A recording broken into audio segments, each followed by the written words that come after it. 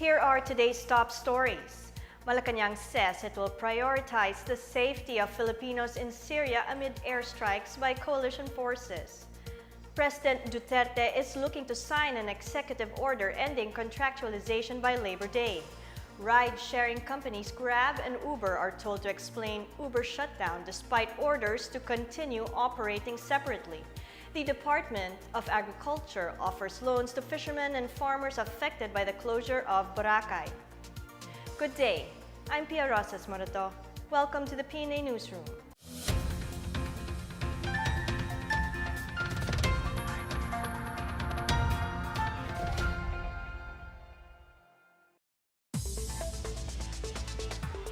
Malacanang says the government will prioritize the safety of Filipinos in Syria amid the reported U.S.-led airstrike in the country. The U.S., United Kingdom, and France drew criticism as joint forces fired upon Syria's weapon facilities in response to an alleged chemical weapons attack that killed 58 people. Presidential spokesperson Harry Roque said the government's priority is the safety of over 1,000 Filipinos in Syria.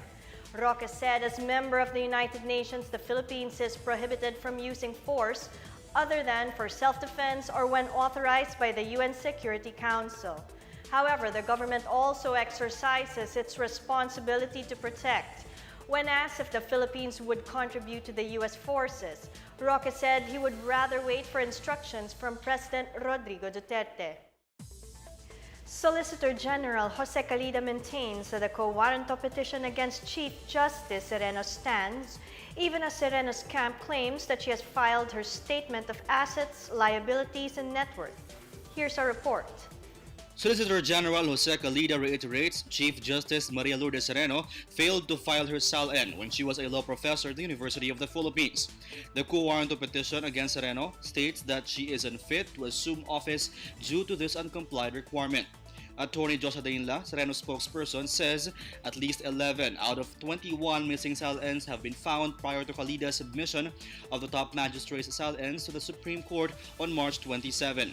Dainla says the fact that Calida himself confirmed that he had obtained the SAL-Ns himself proved the Chief Justice Maria Lourdes Sereno had indeed filed her UP SAL-Ns contrary to his claim in his petition. In a separate statement, Dainla said that Sereno remains unfazed by the impeachment case and quo warranto petition against her.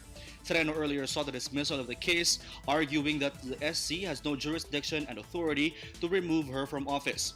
She said the Constitution states that she and all justices of SC may only be removed from office upon impeachment by the House of Representatives and conviction by the Senate. For the PNA Newsroom, I'm Rom Dulfo.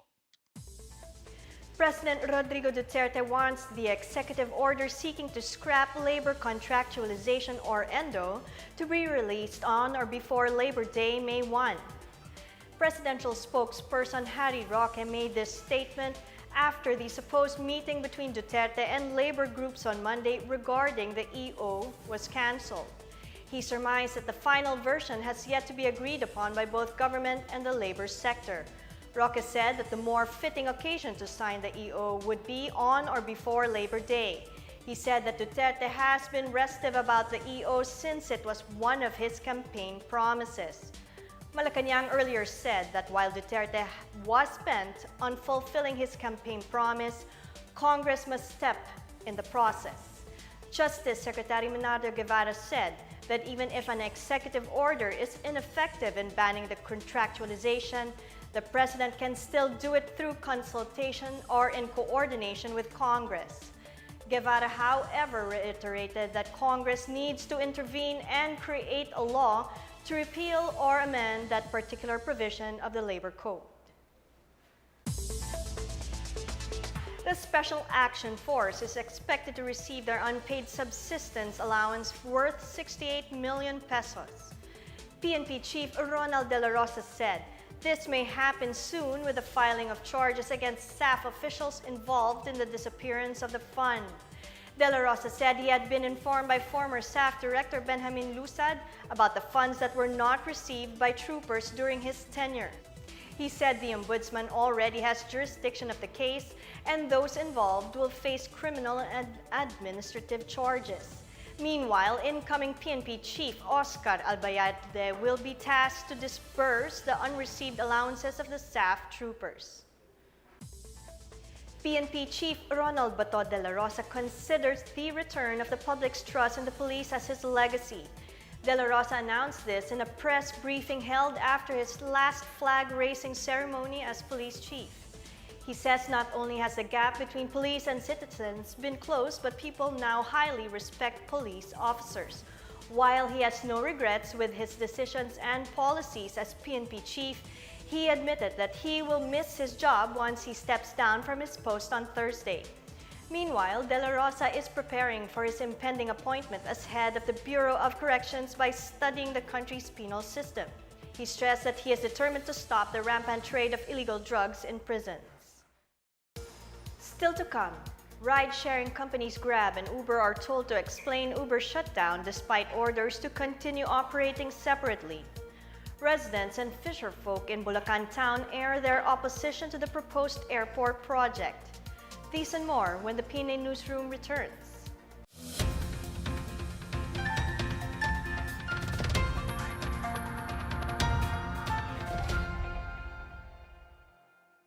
Waranto petition. Boracay environmental violation. Tax reform for acceleration and inclusion of trade.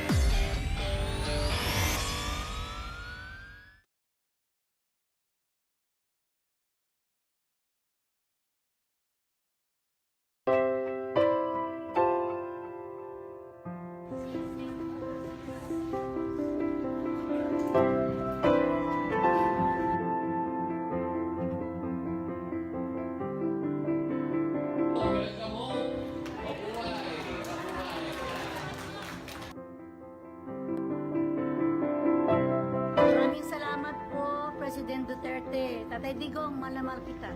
Maraming salamat po sa inyong lahat, sa iyo, sa aming mga Pilipina na nakauwi kami ng maayos dahil sa inyo. Salamat po, mahal na Pangulo. Nakauli ming hapsay. Salamat sa imong tabang. Makauli na yun din, mga kauban na namo ang pamilya. Akong probinsya, Cagayan de Oro. Salamat. God bless you. I love you. Maraming salamat po, Tatay Digong, sa pagtulong niyo po sa amin na makauwi kami dito sa Pilipinas ng maayos. Maraming salamat po, yun lang.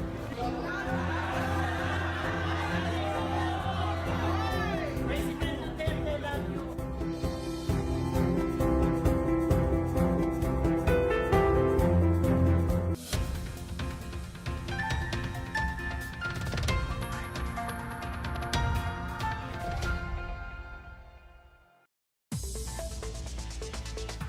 The Philippine Competition Commission demands an explanation of the shutdown of ride-sharing app Uber amid orders to stop the merger with Grab pending further review. Here's our report. The Philippine Competition Commission has ordered ride-sharing companies Uber and Grab to explain why they failed to maintain their separate business operations. The PCC reiterated that it will continue with its motu proprio review despite the shutdown of Uber's operation in the country.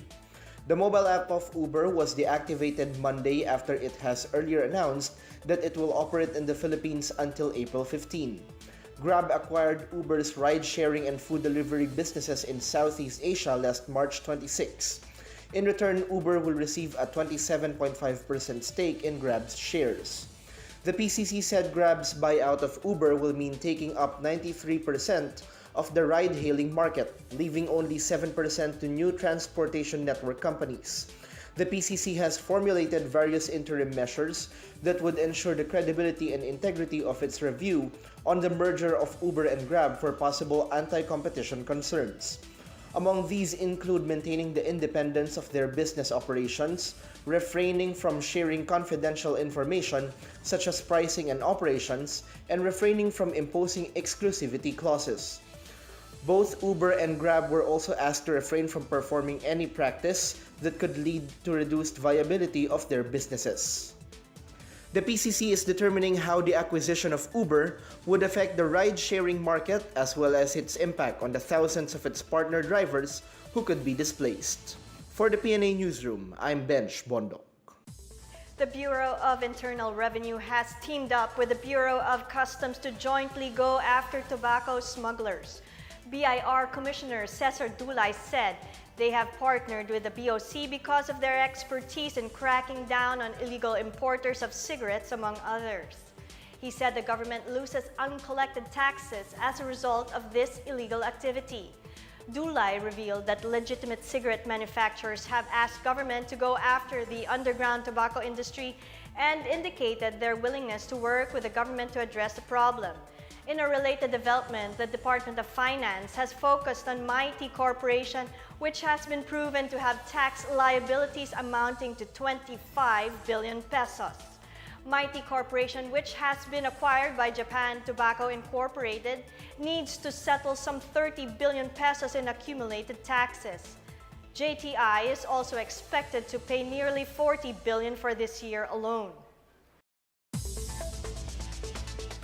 The Philippine Drug Enforcement Agency inaugurated its enhanced training facilities at the PNA Academy in Camp Castañeda, Tartaria, Silang, Cavite. PDEA Director General Aaron Aquino said the facilities were made possible through the support of the United States government. Aside from the 2 classrooms, the newly developed facilities include quadrangle annex, 10 barracks, kitchen building, outdoor toilet and shower rooms, and an improved water distribution system. Aquino said the Academy can now hold 2 drug enforcement officer basic course classes simultaneously. PDEA aims to hire 1,000 agents per year under the recruitment program with a budgetary allocation of 100 million pesos. At present, the PDEA Academy is home to 215 agent trainees. Fisher folk and residents in Bulacan Town in Bulacan have called on the local government to reconsider the unsolicited proposal to build an international airport. The proposed airport project of San Miguel Corporation was recently approved by the National Economic and Development Authority. Joseph Estadilla, spokesperson of Alyansa para sa Pagtatanggol ng Kabuhayan, Paninirahan at Kalikasan sa Manila Bay, cited the need to study how the project that could affect the livelihood of fishermen. The proposed project will be built in the 3,000-hectare fish ponds, with the fishermen mostly rely on as source of their livelihood. Taliptip Kagawad Roberto Bauza, Committee Chair of Barangay Agriculture and Fisheries, lamented that residents were not consulted on this matter. The fishermen are also concerned that reclamation of sea may cause flooding not only in the town of Bulacan but also in its neighboring municipalities. The provincial government of Surigao del Sur wants a more festive way to celebrate the province's upcoming 58th founding anniversary on June 19. Provincial Administrator Efren Rivas said that it helped to entertain new ideas from other sectors on how to go about the forthcoming activity. Initially, the administrator said they have strongly considered the use of floats during the opening parade. Each local government unit from the 2 cities and 17 municipalities would have 1 float each. Rivas also said they would like to see students waving flaglets on both sides of the road during the float parade. Each LGU would also be requested to build its own display booth to house their crafts and farm products during the anniversary celebrations. However, he made sure that the provincial government would set aside funds to support all LGUs in this endeavor. Up next, the National Food Authority announces the arrival of new stocks of rice in markets. The Department of Agriculture offers loans to fishermen and farmers affected by the closure of Boracay. These and more when the PNA Newsroom continues.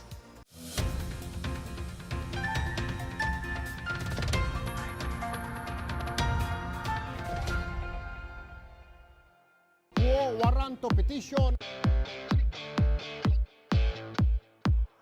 Boracay environmental violation. Tax reform for acceleration and inclusion of trade.